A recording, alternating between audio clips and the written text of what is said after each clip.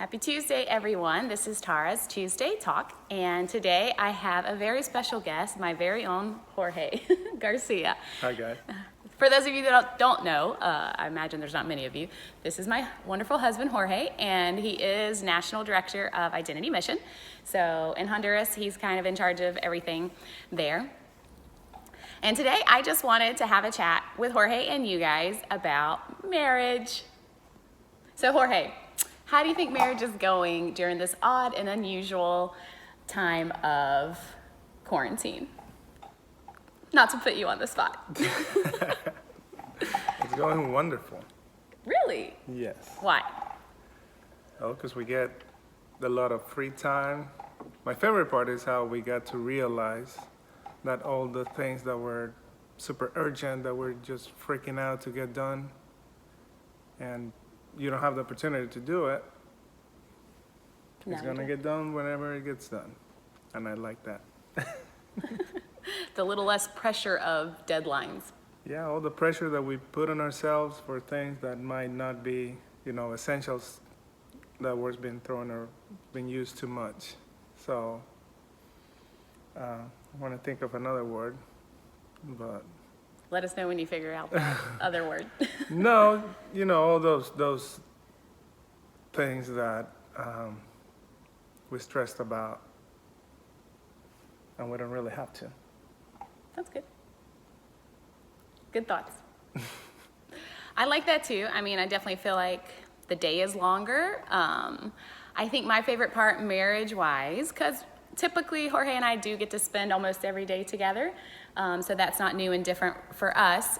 Please let us know in the comments what's new and different for you.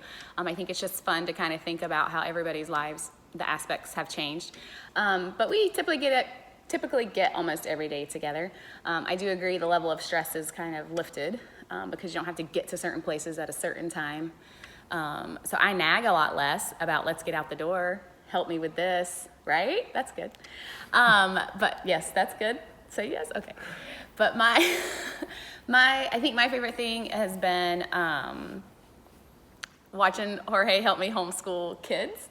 It's just been really neat. Obviously, he's talented in the areas I'm not, mathematics, science, Espanol.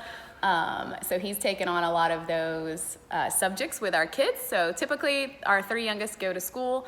Our oldest is the only one homeschooled, and she's independent, graduating this year. And so that's been kind of a fun dynamic. Most days, everybody does well. Only some days we have tears. Right. And shout out to all the teachers out there. You should get paid more. True that. So I think that's been my funnest aspect, to see him in a role, both of us in a role we haven't ever done before, which is homeschool 3 children. So that's been fun. Mm-hmm. On a quick note on that, I read something about this a long time ago, and it's whenever you know something, it's hard to put yourself in the position of a person that doesn't know it, and you're trying to explain it to them. So, that happens a lot with the kids, and you're thinking times tables, and you have them memorized already, and you get frustrated when your kids are having a hard time memorizing them. Mm-hmm. It's the same way when you're, ministry-wise, when you're trying to talk to people about foster care in our case, and we know a lot about it, not as much as we should maybe, but you're trying to talk to other people about it and you get frustrated because they don't know or they don't understand this thing that you know a lot about, or that is so, dear to your heart. So it's a good thing to think about where we're talking to other people about, things that are important to us. That's great. I mean, that's absolutely true. And I hate teaching children times tables, by the way. But that's super true. And that kind of brings us, we wanted to just have a fun chat about how marriages have changed during this time.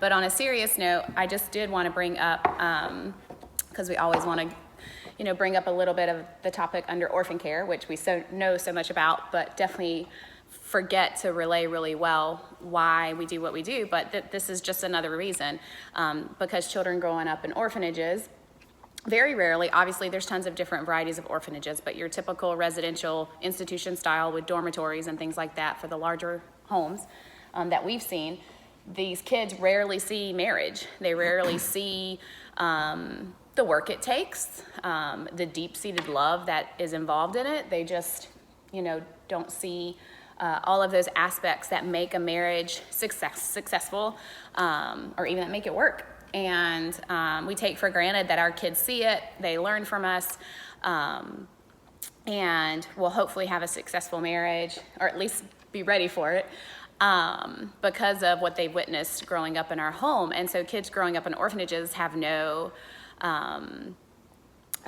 experience with that. And so I think that's another reason why foster care is so dear to our hearts, because we know we're recruiting Christian foster families who by all means have their own struggles, we all do, but kids are seeing good quality marriages that are relying on Jesus to be at the center to help them love each other well and love their families well. And so that's another reason foster care, or supporting biological families and supporting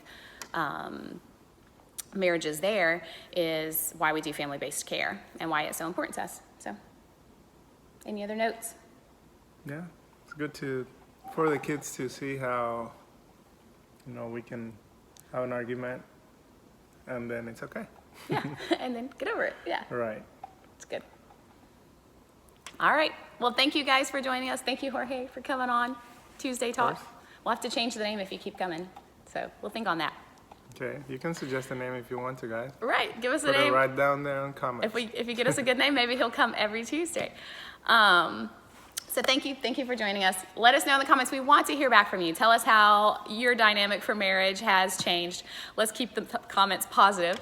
And let us know if you come up with a new name for Tara's Tuesday Talk so that Jorge can join.